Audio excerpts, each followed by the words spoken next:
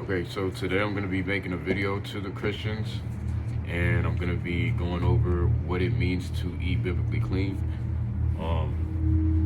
Most Christians don't even know what that term means, to eat biblically clean, and that it's attached to the rainbow covenant that was given to, it's the rainbow covenant. It's the whole reason why we have the rainbow in the sky.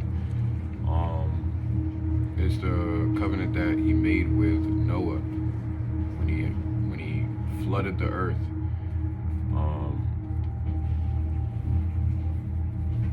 So yeah, that's what I'm going to be going over. Just letting you guys know that we have to eat biblically clean.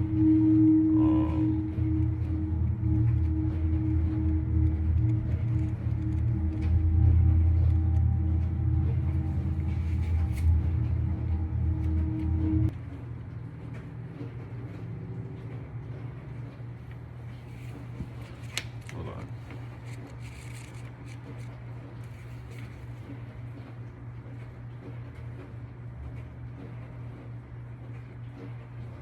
Yep, Isaiah 65. All right, so we're going to be starting off in Genesis 6.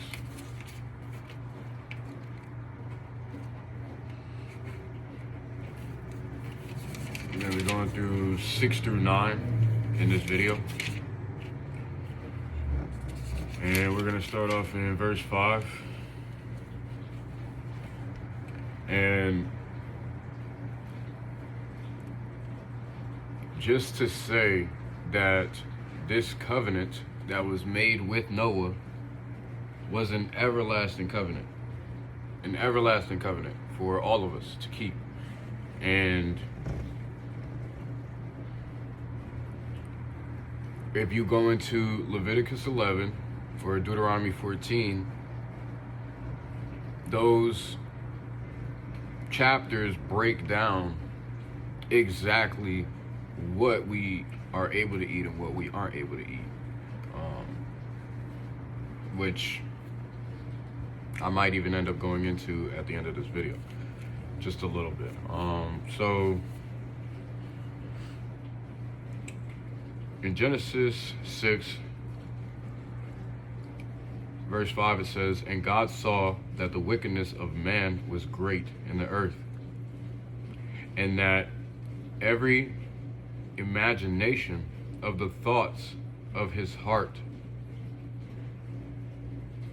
was great in the earth, and that every imagination of the thoughts of his heart was only evil continually. And it repented that the Lord that he had made man on the earth, and it grieved him at his heart. And the Lord said, I will destroy man, whom I have created from the face of the earth, both man and beast and creeping thing, and the fowls of the air. For it repenteth me that I have made them." That's how wicked they were. That's how wicked it was. So, but the thing about it is, if you see the switch, which is in verse 8 through 13, it says, "But Noah found grace in the eyes of Jehovah." These are the generations of Noah.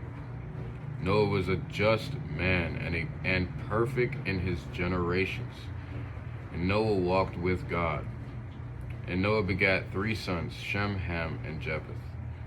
The earth also was corrupt before Jehovah, and the earth was filled with violence. And Jehovah looked upon the earth, and behold, it was corrupt, for all flesh had corrupted his way upon the earth. And Jehovah said unto Noah, The end of all flesh is come before me, for the earth is filled with violence through them, and grace, and through them, and behold, I don't know why I said grace, and behold, I will destroy them with the earth. So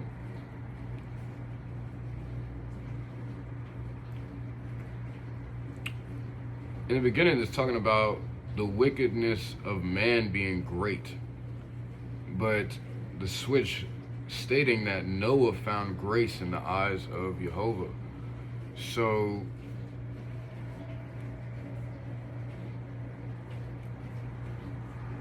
that would mean that he wasn't a part of this violent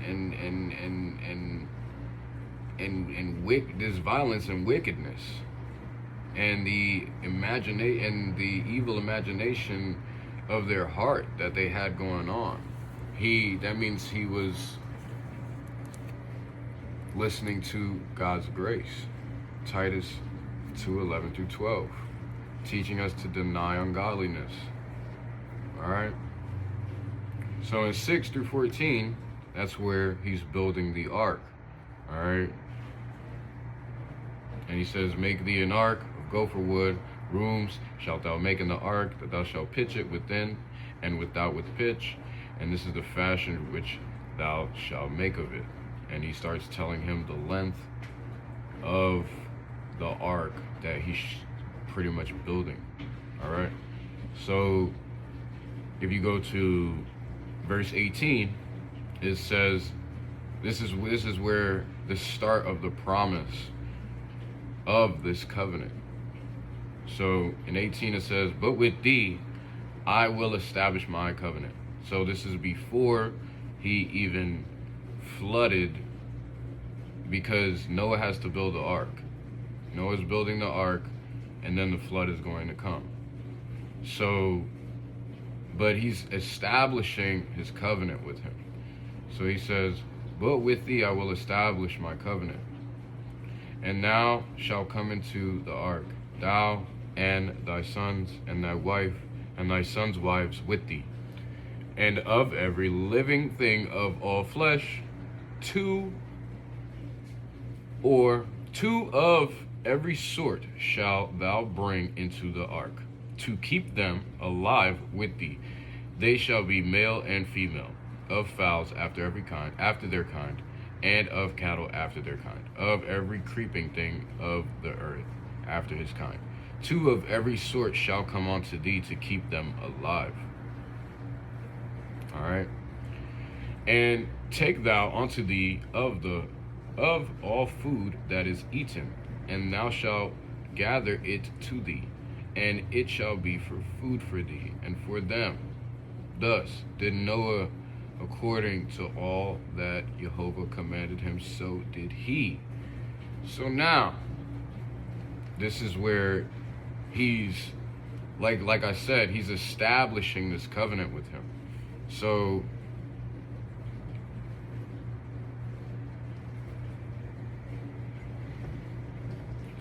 in chapter 7 is where he starts establishing what's clean and what's not clean. So it says, and the Lord said unto Noah, come thou and all thy house into the ark, for thee have I seen righteous before me in this generation.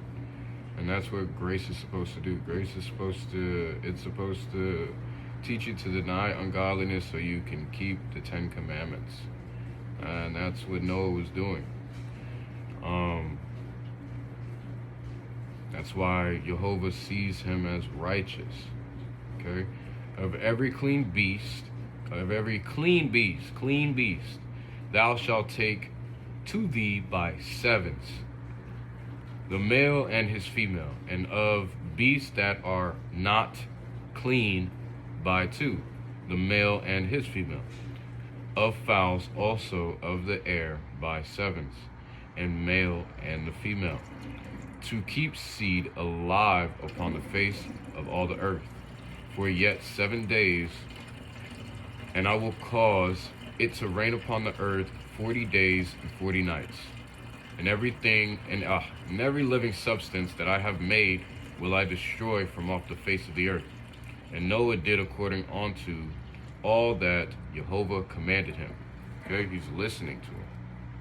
So if you're not listening to, God's grace, you're not gonna start listening to his commands. And Noah was 600 years old when the flood of waters was upon the earth. And Noah went in, and his sons, and his wife, and his sons' wives with him, into the ark, because of the waters of the flood of clean beasts, and of beasts that are not clean, and of fowls, and of everything that creepeth upon the earth. There went in two and two unto Noah into the ark, the male and the female, as Jehovah hath commanded Noah. And it came to pass after 7 days, the waters of the flood were upon the earth. All right. So now, if you go to chapter 8, and we go to verse 20, 20 through 22. So now you know, he's letting you know of what is clean and what is not clean. So even just to pretext, just to get you, it says in chapter 8, verse 6, and it came to pass at the end of the 40 days that Noah opened the window of the ark which he made, and he sent forth a raven, which went forth to and fro until the waters were dried up from off the earth. Also he sent forth a dove from him to see if the waters were abated from off the face of the ground. All right, because you gotta wait till the waters all dried up, so that way they can all come out of the ark, out of the ark. So after they get out, after he's getting off the ark, this is what is happening. So, and Noah builded an altar unto Jehovah, and took of every clean beast and of every clean fowl, and offered burnt offerings on the altar. And Jehovah smelled a sweet savor. And Jehovah said in his heart, I will not again curse the ground any more for man's sake, for the imagination of man's heart is evil from his youth. Neither will I again smite any more everything living, as I have done, while the earth remaineth. Seed time and harvest, and cold and heat, and summer and winter, and day and night shall not cease. So now, if you go to chapter 9, he's building this altar so that way he can sacrifice these clean beasts, okay? Not the unclean beasts. He's sacrificing clean animals. So if you go to, we start off in,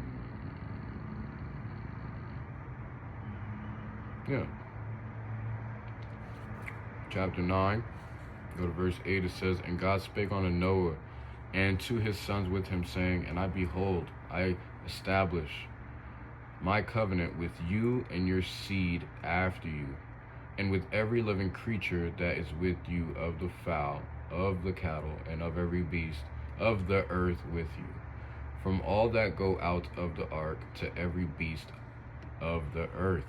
And I will establish my covenant with you, neither shall all flesh be cut off any more by the waters of a flood. He's not gonna flood the earth anymore.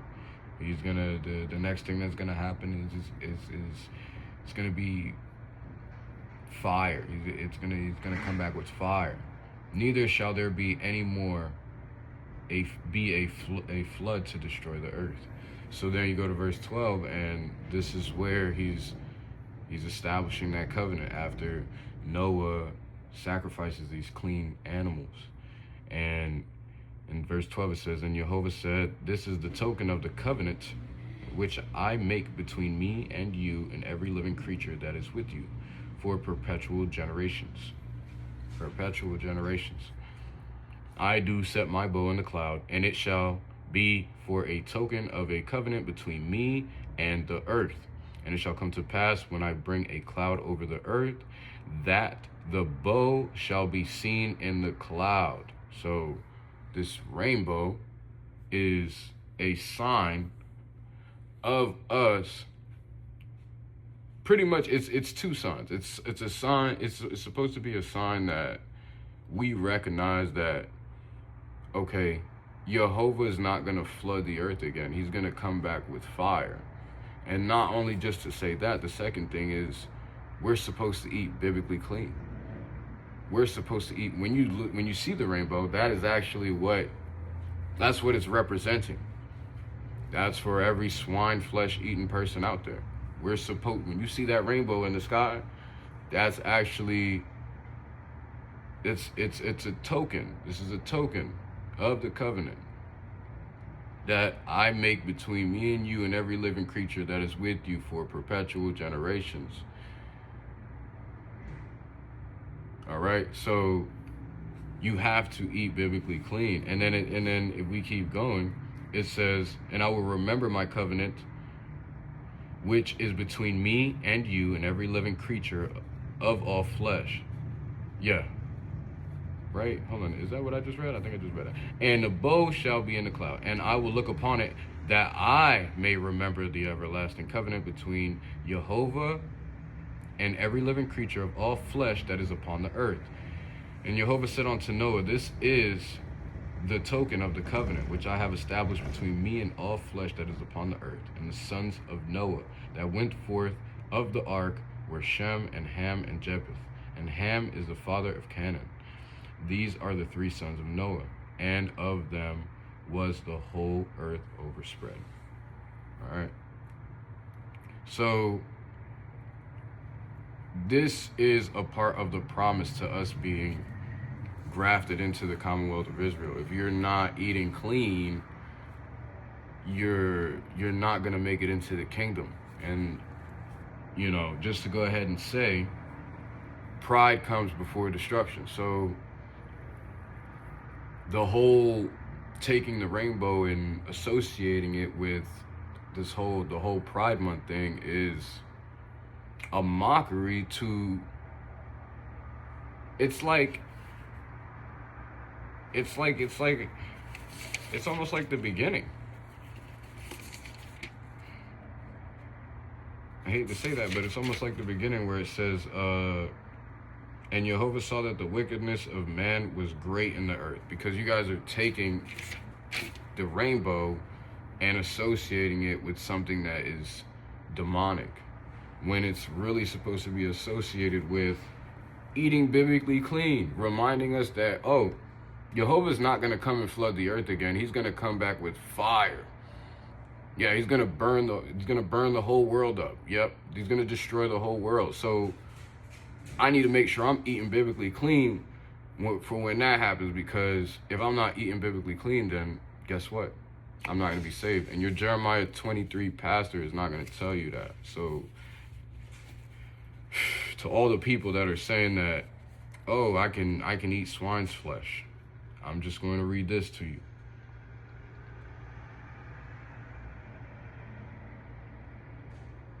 So it says, I am sought of them. And this is Isaiah 65. I'm only just going to read a little bit.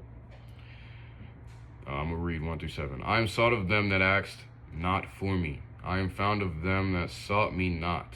I said, behold me, unto a nation that was not called by my name. I have spread out my hands all the day unto a rebellious people, which walketh in a way that was not good, after their own thoughts, because of that pride. And people that provoketh me to anger continually to my face, that sacrificeth in the gardens and burneth incense upon altars of brick, which remain among the graves, and lodge in the monuments, which eat swine's flesh, and broth of abominable things in their vessels, which say, stand by thyself, come not near to me, I am holier than thou. These are a smoke in my nose, and a fire that burneth all day. Behold, it is written before me, I will not keep silence, but will recompense, even recompense into their bosom your iniquities and the iniquities of your father together, saith Jehovah, which have burned incense upon the mountains, and blaspheme me upon the hills. Therefore will I measure their former work into their bosom. So, swine's flesh. What is swine's flesh? Pig.